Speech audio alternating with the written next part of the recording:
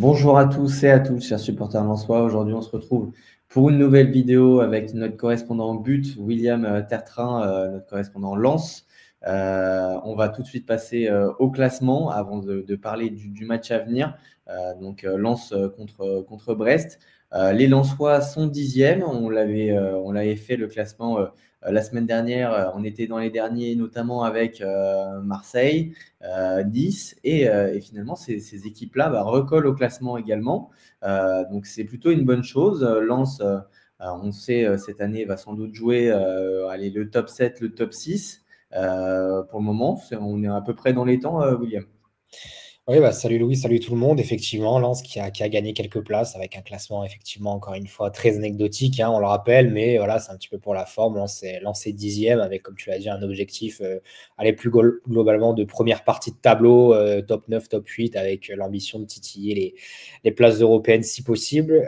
Donc voilà, et avec ces trois premiers points, bah oui, Lens se situe en milieu de classement, dixième, avec des grosses équipes comme Marseille, Monaco, Nice, voilà.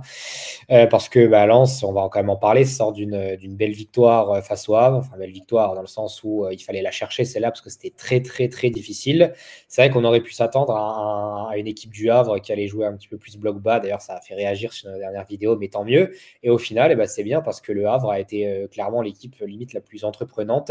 Même si en seconde période, Lens a su un petit peu trouver Tempo. l'antidote pour contrer tout ça. Voilà, Olaf passait notamment par le côté droit et ça avait été bien fermé par Lens en seconde période.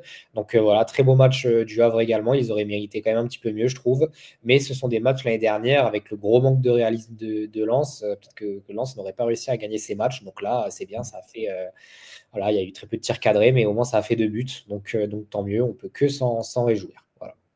Oui, oui, effectivement, c'était un beau match. Victoire 2 buts à 1. C'est vrai qu'il faut féliciter aussi le nouveau gardien lensois, Risser, qui a fait une énorme prestation, hein. Sans lui, je ne suis pas sûr que Lens s'impose. On avait dit que ça allait être un match assez compliqué. On imaginait une équipe un peu plus regroupée du côté havrais. Mais finalement, le réalisme a payé, notamment le jeune Fofana qui a marqué quand même un but, un gros sang-froid, hein, honnêtement, parce qu'il fallait le mettre. Après, bon, le penalty, effectivement, il y a rien à dire. Il y a main, c'est plutôt mal défendu, moi, je trouve, de la part du Havrais. Mais globalement, le scénario est satisfaisant pour Lens, qui n'a pas non plus eu à se déployer, on va dire, pour aller chercher cette victoire. Enfin, le gardien, oui, s'est déployé, mais au-delà de ça, voilà, le jeu produit était, on va dire, je pense que c'est encore perfectible, mais les Havrais, en même temps, ont laissé beaucoup d'espace et il fallait être efficace et Lens l'a été. Donc, bravo en tout cas à la tactique du jour parce que c'était payant, c'est ce qu'il fallait faire en tout cas. On va parler du match à venir. Lens qui va recevoir le stade brestois, excusez-moi. Brest qui reste sur une défaite contre Toulouse, 2 buts à 0. C'est assez sec. Ils avaient fait un match très intéressant contre Lille, 3 partout. Ils méritaient mieux d'ailleurs sur ce match-là. Je ne m'attendais pas à leur défaite contre Toulouse. Ils traversent une mauvaise période, les hommes d'Éric Roy. Bah oui, effectivement, comme tu l'as dit, ça va faire un petit peu un lien avec ce que Pierre Sage a dit déjà à la fin du match du Havre. Il a clairement dit qu'il n'était pas satisfait. Voilà, ce que j'aime bien, c'est que ce coach a vraiment une vraie franchise. Il n'y a pas vraiment de langue de bois, donc ça, c'est très très bien. Enfin, il protège pas forcément ses joueurs. Alors oui, mais dans une certaine limite, il se prive pas pour dire que ça n'a pas été. Donc ça, c'est vraiment bien. Donc il faudra en montrer encore plus face à Brest. Et Pierre Sage l'a dit en conf, donc avant le match face à Brest, que il trouvait ses joueurs voilà, un petit peu trop studieux. Voilà, enfin, très studieux. Et il a dit, quand je veux dire très studieux, c'est trop. Donc voilà, il attend un petit peu de folie dans son équipe. Et c'est là où les Lensois seront attendus, peut-être à voilà, apporter plus de folie. Après, l'équipe est en rodage également. Il n'y a eu que 2 matchs de jouer. Donc là, on va être à la troisième journée. C'est le temps que les automatismes prennent. Faut rappeler que Lens a connu voilà, 2 coachs en 2 ans, donc avec Will Steele la saison dernière, et là, de nouveaux principes de jeu avec Pierre Sage à intégrer. Donc voilà, et pour parler de Brest, bah ouais, c'est une équipe, comme tu l'as dit, qui n'a pas très bien démarré avec un beau nul contre Lille. Même Brest aurait pu espérer mieux. Et puis une défaite. Je pensais aussi que Brest allait gagner. Je pensais même que le 2-0 allait être en faveur de Brest.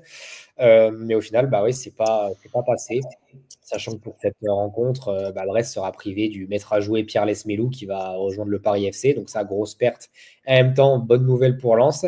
Et puis côté incertitude, c'est pas des petites incertitudes non plus parce qu'il s'agit du gardien Madjeki, donc la recrue, et de Brentan Chardonnay, défenseur central et capitaine. Bon, Eric Roy a dit que c'était des petits pépins, mais qu'ils ont été ménagés à l'entraînement. On va dire que normalement leur présence n'est pas compromise, mais quand même, voilà où on en est, en tout cas l'état des lieux avant cette rencontre. Et puis aussi une équipe de Lens qui va aussi bouger, mais ça on va en parler juste après. Ouais, ouais, effectivement. Moi, j'ai hâte de voir aussi Joris Chotard dans cette équipe du Stade brestois, voir ce qu'il peut donner au milieu de terrain à la place de Pierre Lesmelou, parce que aujourd'hui, je trouve que le Stade brestois a pas fait un recrutement XXL, hein. Ils se prennent un peu sur le tard, parce qu'il y a quand même beaucoup de postes à combler. Donc, on se retrouve avec une équipe quand même de Brest qui est assez amoindrie, j'ai envie de dire. Et du côté de Lens, ce qui va être important, c'est que bah, il faut enfin gagner à Bollaert. Il y avait eu cette défaite contre Lyon un peu crève-cœur parce que Lens méritait mieux. J'ai envie de voir aussi cette jeune équipe bah, sous pression avec son public derrière, voir si justement c'est un public qui peut pousser son équipe à faire mieux ou plutôt est-ce qu'ils vont avoir un peu trop de pression et ça peut s'aborder ou pas.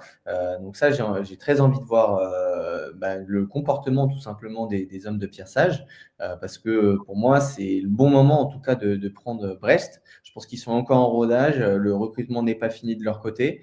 Effectivement, tu as parlé des pépins physiques, mais surtout quand on voit que Pierre Lesmelou va partir, bah, Joris Chotard, bon, ça reste un bon joueur, mais il n'est pas encore intégré dans le collectif, donc c'est forcément le bon moment pour les prendre. Donc moi, j'attends ce match. Je pense que Lens a une vraie carte à jouer. On en avait parlé la semaine dernière, on pensait que ça allait être un match assez compliqué. Finalement, ça me semble quand même assez jouable et je pense que Lens est largement favori sur ce match-là. Mais attention, encore une fois, avec le public, il faut que ces jeunes joueurs soient poussés et pas qu'ils subissent la pression. On va passer au duel maintenant de ce match. Donc entre Florian Thauvin et Doumbia. Donc Florian Thauvin, qui a connu sa première titularisation avec le RC Lens. Il a connu une première titularisation assez compliquée, on va dire. Mais après, je pense que faut pas l'oublier, hein, c'est un champion du monde. Il a fait ses preuves, notamment avec l'Olympique de Marseille, plus que même fait ses preuves. Il a fait une très bonne saison l'année dernière avec Udinese, 8 buts et 3 passes D. Il lui faut un peu de temps, mais là, ça serait potentiellement le match où il pourrait être décisif. Et puis de l'autre côté, Doumbia, 2 matchs, 2 buts, dont un doublé, notamment contre Lille. C'est un peu l'homme en forme, c'est c'est le joueur dont il va falloir se méfier. Qu'est-ce que tu penses de ce duel, toi, William? Ouais, bah, tu as bien résumé la chose, je trouve. Florian Thauvin, allez, en tout cas, j'étais sur les notes du match, le Havre-Lens, et je lui ai donné une note de 5. Voilà, ça résume bien un petit peu sa prestation, hein. Il y a eu des bonnes choses quand même. Mais c'est vrai qu'en seconde période, on avait l'impression qu'il était un petit peu plus muselé. C'était un petit peu plus compliqué pour lui d'exister. Donc voilà, et après, ça a encore été mieux. Il a eu une période de creux et ça a été mieux dans le match avant d'être sorti. Il a joué même plus que prévu, il me semble, parce qu'on ne l'annonçait pas forcément titulaire, même dans notre compo probable. Et au final, bah, il a été mis titulaire, donc tant mieux, j'ai envie de dire. Mais c'est pas le match où il a le plus rayonné, effectivement. Donc voilà, c'est vrai que maintenant qu'on a l'assurance normalement qu'il sera titulaire face à Brest, eh ben, sa grande première au Stade Bollaert en tant que titulaire en Ligue 1. Voilà, important de savoir comment il va se comporter, voilà, comment il va jouer, parce que Brest, j'ose espérer que, enfin, j'ai aussi la conviction que malgré les résultats, c'est quand même une équipe qui va proposer du jeu. Et puis, ce joueur, Kamori Doumbia, c'en est vraiment la parfaite illustration. C'est vraiment un très très bon joueur, même sous-côté, j'ai envie de dire, du côté de Brest, parce que bah ouais, son doublé face à Lille, un très joli doublé. Il a permis à son équipe un petit peu de se remettre dans ce match. Bon, il n'a pas marqué au précédent match parce que son équipe a aussi perdu 2-0, mais c'est vraiment un très très bon joueur depuis qu'il est à Brest. J'aime vraiment bien. Il a même mis un quadruplé, il me semble, quand Brest fait la saison Ligue des Champions, qui se qualifie pour la Ligue des Champions, il me semble. Donc ouais, c'est vraiment un bon joueur. Et voilà, il joue dans ce milieu à 3 de Brest, mais c'est évidemment un milieu à vocation offensive. Et donc, oui, comme Florian Thauvin qui a été repositionné en tant que milieu offensif. Donc, c'est vraiment des joueurs qui ont une importance dans cette équipe et qui peuvent être décisifs. Donc, c'est vrai qu'on les attend et que ce duel sera important à suivre. En tout cas, et peut-être que Florian Thauvin voilà, pourra ouvrir son compteur but pour son grand retour en Ligue 1. Effectivement. On l'attendait pas forcément titulaire, Florent Thauvin. Enfin, toi, de ton côté, moi, je l'attendais en tout cas titulaire parce que pour moi, à l'heure actuelle, hein, le mercato n'est pas fini, mais dans cette équipe lensoise, je trouve qu'il y a besoin de création et Florent Thauvin répondait vraiment à ce besoin-là. Un de ses concurrents, Guy Lavogui, serait sur le départ, donc forcément, Florent Thauvin se retrouve aussi à postuler titulaire, même s'il n'est pas forcément prêt à 100%. Donc, on le jugera aussi quand il sera à 100% de ses moyens physiques. Mais très sincèrement, moi, son match, il ne me déplaît pas. Mais effectivement, la note de 5, elle est complètement logique. Mais je pense qu'il va amener beaucoup de création dans cette équipe lensoise. Il ne faut pas oublier que de base, c'est un ailier. Et maintenant, il s'est un peu reconverti dans ce rôle de milieu offensif. Donc c'est très bien parce qu'il est aussi capable d'apporter des buts, des passes D, tout ça il sait faire. Donc moi j'ai pas de doute sur le fait que Florent Thauvin s'acclimate très très bien à cette équipe lensoise, sachant que c'est un club qui est très familial et qui a un public aussi bon que l'Olympique de Marseille. Donc c'est des clubs qui se correspondent et forcément pour Florent Thauvin il ne sera pas dépaysé. Quant au départ de Guy Lavogui, forcément, l'appel de la Première Ligue se fait ressentir. Qu'est-ce que tu en penses, toi, de son possible départ concernant Guy Lavogui? Ouais, Guy Lavogui, bon, du coup, c'est plus du côté de la D2, donc de la Championship, vu qu'on on parle de Southampton, donc le club de Will Steele, voilà, qui est descendu en deuxième division. Mais oui, l'appel de l'Angleterre, c'est vrai que ça représente un beau challenge pour les joueurs. Et cette situation, elle est un peu complexe, vu qu'il a été, Saint-Pauli, le club allemand où il a été prêté la saison dernière, voulait lever l'option d'achat, mais Lens a activé la contre-option et pour finalement le revendre. Donc à l'heure où on tourne ce talk, il n'y a rien d'officiel. Mais en tout cas, Pierre Sage l'a confirmé en conf que Guy Lavogui était bien sur le départ, qu'il était revenu très professionnellement, mais que lui, voilà, avec peut-être d'autres objectifs. Et Southampton, voilà, c'est le club dont il est le plus proche, sous réserve de la visite médicale, etc. Donc voilà, c'est vrai que c'est cocasse parce que Will Steele, alors, je ne sais pas si Guy Lavogui était parti avant que Will Steele soit nommé, je ne pense pas, mais bon, en tout cas, Will Steele n'avait pas entraîné la saison dernière à Lens, mais voilà, il va retrouver Guy Lavogui certainement sous ses ordres à Southampton avec l'objectif de remonter en Première Ligue. Mais moi, je trouve que c'est bien, voilà. Guy Lavogui, j'étais pas non plus un très très grand fan. Donc voilà, si tout le monde s'y retrouve, aussi bien financièrement que Guy Lavogui pour le projet sportif, et ben voilà, c'est une bonne chose, sachant que Pierre Sage a dit que ce départ était OK, mais à la seule condition qu'il soit compensé. Ouais, effectivement, on va parler des recrues. William, Sinayoko, qui fait son forcing auprès de la GIA Auxerre pour forcer son départ. On en avait parlé lors du dernier talk. Il y avait un accord pour un montant bonus compris de 8 millions d'euros. Au final, entre-temps, la GIA a mis son veto. Et puis là, le joueur veut forcer son départ. En même temps, c'est compréhensible. Il a un accord avec le club. Donc, bon, je ne sais pas ce que tu en penses, sachant que c'est clairement la priorité du côté du RC Lens. Après, peut-être qu'il y a d'autres pistes. On va parler de Sima également du côté de Brest, mais normalement, c'était deux joueurs offensifs. Oui, dossier très très compliqué, Sinayoko. On va essayer de remettre ça un petit peu dans l'ordre. Donc, tu avais raison, il y avait un accord avec Auxerre pour un transfert à 8 millions d'euros, bonus compris. Et dans cet accord, en tout cas, rien de signé officiellement sous forme de contrat, mais l'équipe a parlé d'un draft. Donc, c'était une trame de contrat. Et dans cette trame, il y avait également la parole de Lens de laisser Sinayoko à Auxerre, au moins pour le match de Nice la semaine dernière, ce qui a été respecté. Et Sinayoko a d'ailleurs marqué. Donc, voilà, très bonne nouvelle. Mais au final, voilà, Auxerre est un peu revenu sur sa position.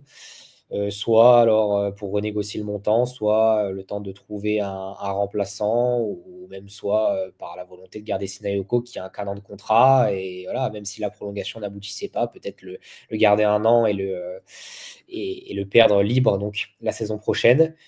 Voilà, donc c'était un petit peu un micmac, sachant que Pierre Sage, en conf avant Brest, avait dit que ça bougeait un tout petit peu, mais ces dernières heures, voilà, c'est même Foot Mercato qui l'avait rapporté, que voilà, Lens avait abandonné le dossier parce que cette histoire de temporisation n'était pas plaisante du tout, et ce qui est totalement normal. Je pense qu'un dossier comme ça, quand ça traîne, eh ben, il faut abandonner tout simplement. Après, c'est vrai que c'était déjà un petit peu bizarre, en tout cas, à mon sens, de laisser le joueur Ouais. jouer un dernier match. Enfin, alors, ça s'est déjà vu, et je trouve ça quand même assez risqué.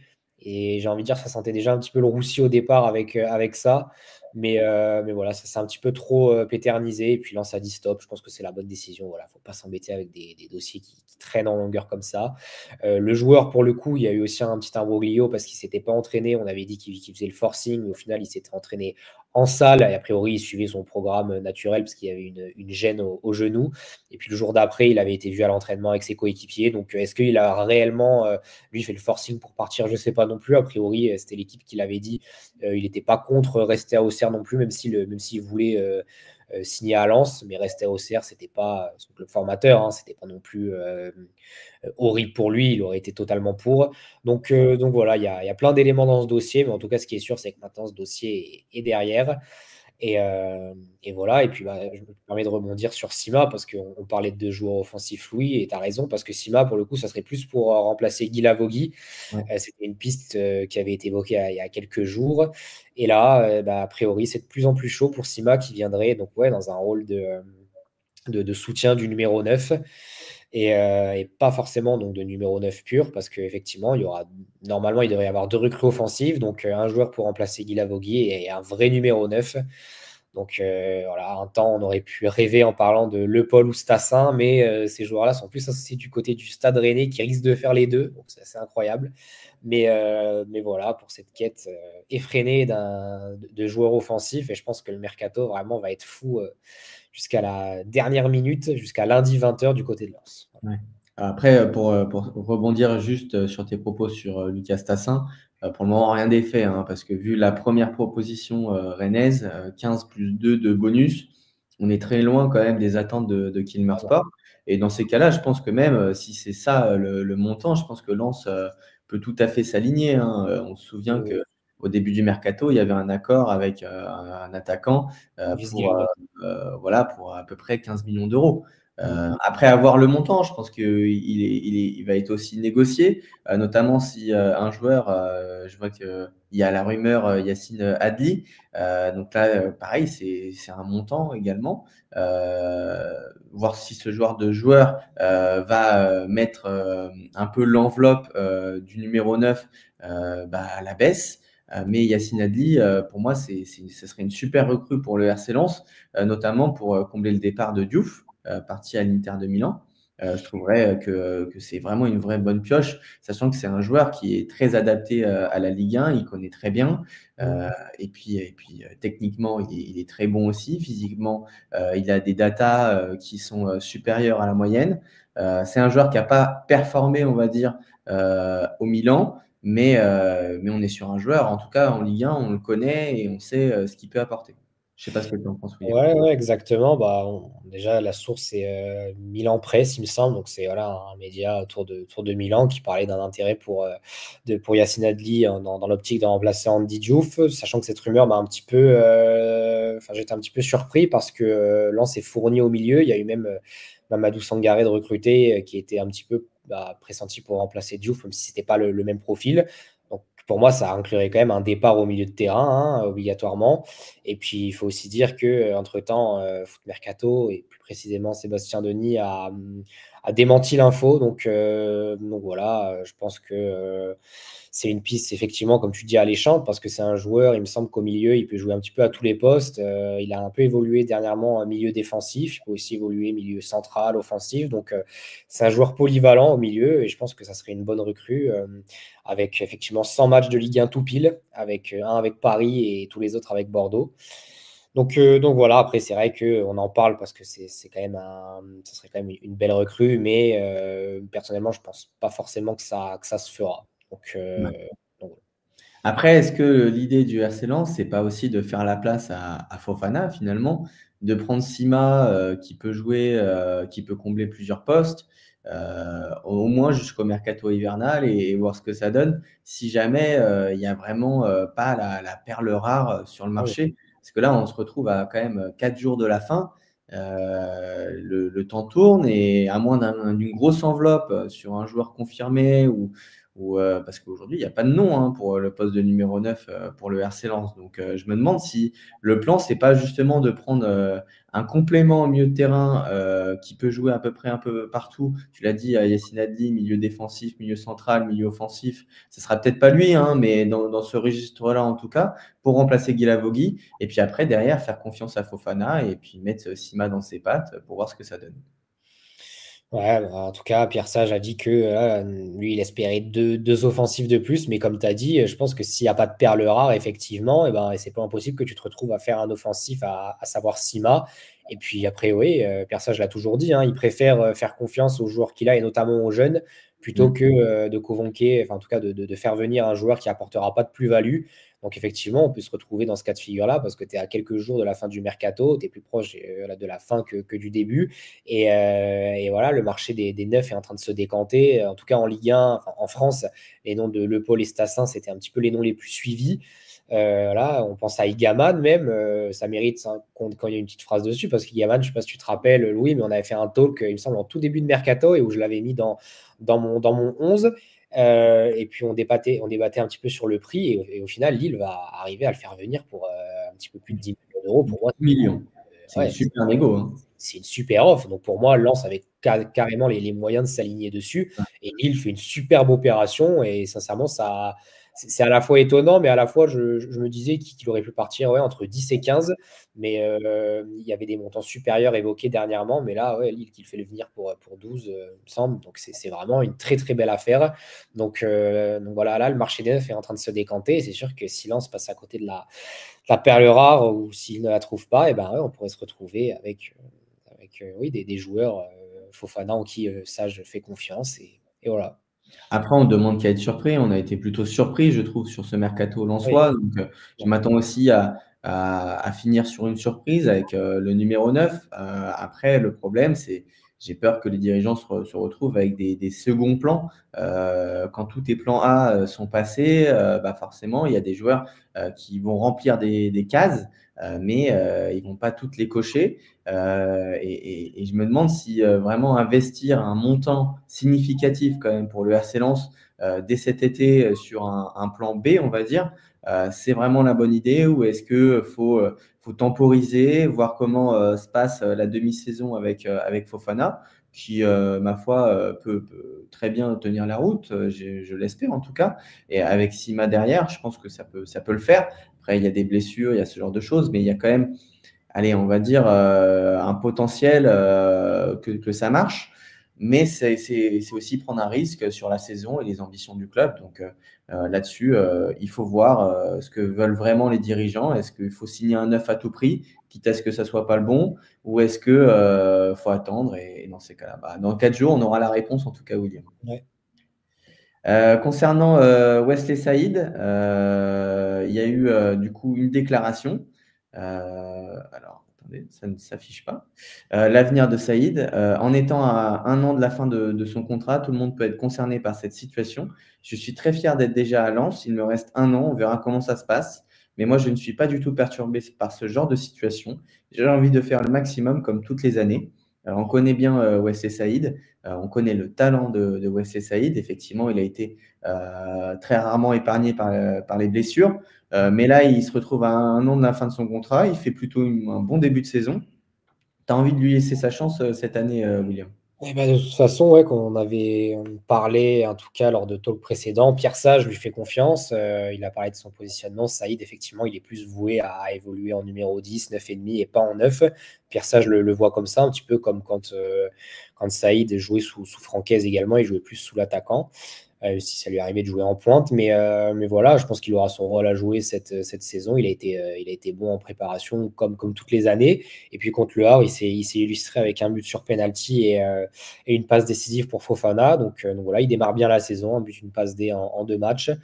Donc c'est bien, hein. Voilà, maintenant, à voir s'il tiendra la cadence et sera épargné par les blessures toute la saison, même s'il faut évidemment de la concurrence et que je ne sais pas s'il est amené vraiment à être un titulaire indiscutable. C'est sûr que pour moi, Saïd à 100%, c'est vraiment très bon, mais paradoxe, c'est que la saison dernière, il avait débuté titulaire, il était à 100%, il n'y avait pas de blessure, et au final, et c'était pas, on voyait que c'était pas un titulaire indiscutable, donc voilà, on ne sait pas trop où se ranger avec Wesley Saïd, bien que ouais, quand il nous a montré de très belles choses, en tout cas face au Havre, il a fait un très bon match, mais il est à 1 an de la fin de son contrat, je ne pense pas qu'il sera prolongé, très sincèrement.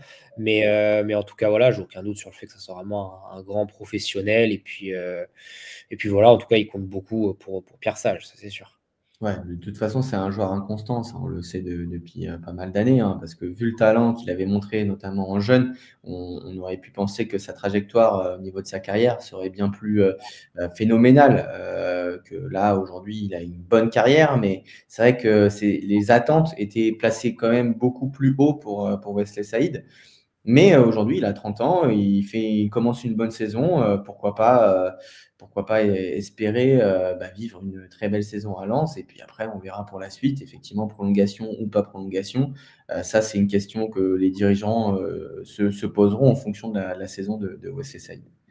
Au niveau de l'effectif, effectivement, on ne l'a pas souligné, mais à ce poste de buteur, il y en a un autre, hein, c'est Satriano, qui n'est toujours pas vraiment revenu de sa blessure depuis son recrutement, hein, quasiment. Il n'a pas beaucoup joué avec le RC Lens, mais ça pourrait être aussi un concurrent pour cette place de buteur.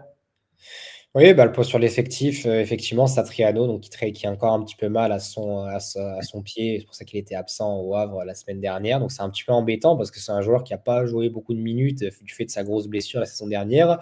Donc il se fait attendre, hein. Il avait fait plutôt une bonne prépa, mais je trouve qu'il se fait attendre et c'est assez frustrant parce que c'est un joueur qu'on a vraiment envie de voir, même dans le 11 de départ. Et pour l'instant, c'est assez long, je trouve. En tout cas, moi, ça me frustre parce que j'aimerais bien le voir, Martin Satriano, mais pour l'instant, il va falloir encore attendre. Donc c'est dommage, mais c'est comme ça. Il faut rappeler aussi qu'il vient d'être papa, donc je pense que les nuits sont un petit peu courtes de son côté. Mais voilà, et puis sur le point sur l'effectif, il y a aussi Chavez pour qui ça avance bien, mais il n'est pas encore totalement prêt. Donc pour Brest, il sera normalement pas dans le groupe. Et Fugini, toujours indésirable. Pierre Sage avait dit que voilà, il se comportait toujours en grand professionnel, qu'il attendait un petit peu un nouveau challenge arrivé. On ne l'a pas évoqué, mais il y a eu, c'est l'équipe qui a rapporté ça, qu'il y avait le club d'Al Tawoun en Arabie Saoudite qui s'est positionné. Donc peut-être une porte de sortie en Arabie Saoudite. Pourquoi pas. Il y a eu un gros travail de dégraissage de toute la direction, y compris Jean-Louis Leca, qui a mené ça vraiment bien. Et il faut aussi le rappeler, parce qu'on n'en a pas parlé quand on a parlé de Mercato, mais cette semaine, il y a eu les départs de Agbonifo du côté de Bâle en Suisse sous forme de prêt avec option d'achat, et aussi de Rémi Labolascari, très sec à Angesco. Donc voilà, ça fait quand même beaucoup de mouvements.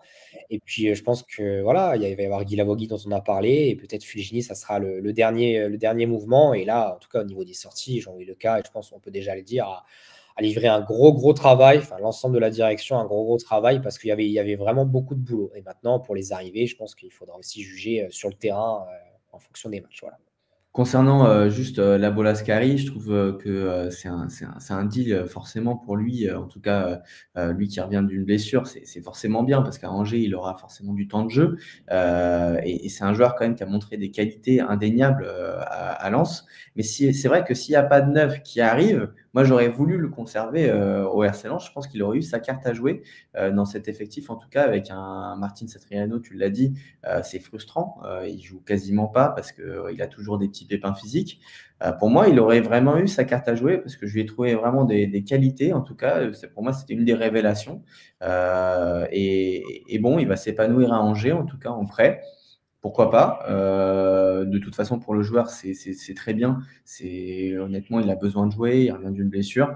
Donc, Lens lui promettait pas forcément de temps de jeu s'il y avait Signaloko qui débarquait ou un autre numéro 9. Donc, moi, j'attends de voir si le RC Lens fait un autre numéro 9. Mais attention, s'il n'y en a pas, pour moi, c'est un mauvais plan. Il fallait pas le prêter tout de suite, mais j'attends de voir. Du coup. Au niveau de la composition, donc la compo probable, on repart quasiment sur la même équipe avec la première de Sangaré. Tu le vois débuter cette fois-ci contre Brest. Oui, oui, bah je le voyais débuter aussi face au Havre et finalement c'est Sylla, mais Sylla, ça m'étonnerait pas non plus de le voir dans le 11 parce qu'il a livré une prestation plutôt satisfaisante hein, face au Havre, même s'il y a eu quelques déchets, mais en tout cas je l'ai trouvé meilleur que Thomasson sur le match du Havre. Thomasson c'était un petit peu compliqué pour lui, donc voilà, et c'est vrai que Thomasson, j'ai l'impression un petit peu c'est le chaud et le froid en ce début de saison. Il avait fait une très très bonne saison dernière et là il avait été décrié aussi sur sa saison avant Steele quand il était encore sous Francaise. Et là, j'espère qu'il ne va pas retomber un petit peu dans ses travers et qu'il va continuer à régaler comme la saison dernière. Vraiment, je l'espère. Mais en tout cas, oui, Sangaré qui a rentré, qui a fait d'ailleurs une frayeur pour son premier ballon. C'était un ballon en retrait, mais assez chaud, limite une passe décisive pour l'adversaire. Donc voilà. Et aussi, Sangaré a eu quelques déchets, mais j'attends d'en voir plus. Donc voilà, on a mis Sangaré, mais ça ne m'étonnerait pas que ça soit aussi Sylla qui débute. Et puis voilà, sinon c'est un peu du classique. Hein. Udol, Sarr et Gradit. D'ailleurs, Udol et Gradit, grosse mention spéciale pour eux face au Havre qui ont été totalement, vraiment très très solides. Risser également. Hein. Machado et Aguilar en piston, même si Aguilar un petit peu en difficulté, même si ça a été mis en seconde période, tandis que Machado, j'ai pas forcément aimé sa prestation au Havre. Voilà, c'était un petit peu limité. Aguilar, lui, il était un peu fautif sur le but de Doucouré du côté du Havre parce qu'il dévie le ballon sur la frappe. Moi, j'aimerais bien voir Abdoulhamid aussi. Hein. J'en avais parlé la semaine dernière, mais j'aimerais bien le voir parce qu'Aguilar aura besoin de concurrence. Il y en a maintenant. J'espère voir Abdoulhamid à l'œuvre. Et puis le trio offensif, Saïd, Thauvin, qui a été titulaire, je pense qu'il enchaînera. Et puis le jeune Fofana, parce que Satriano, même s'il est dans le groupe, ça m'étonnerait qu'il soit titulaire. Et puis voilà, il n'y a plus Guy Lavogui. Effectivement, et puis Fofana sort d'un très bon match face au Havre. Donc voilà pour la compo probable. Pour moi, il faut aussi le récompenser. Hein. Fofana, tu marques un but, tu as été très bon. Donc, je le vois bien repartir. Et effectivement, Abdoulhamid, pourquoi pas? Moi, j'attends de le voir. Hein. C'est un joueur qui avait laissé quand même des très belles promesses.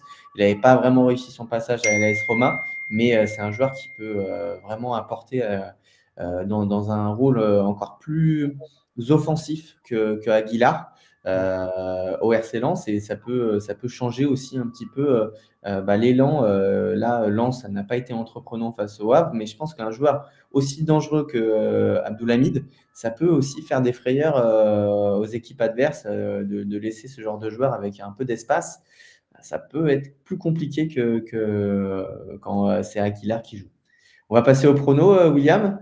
Une petite victoire, 2-1. Tu vois un match quand même assez serré entre le RC Lens et le Stade brestois.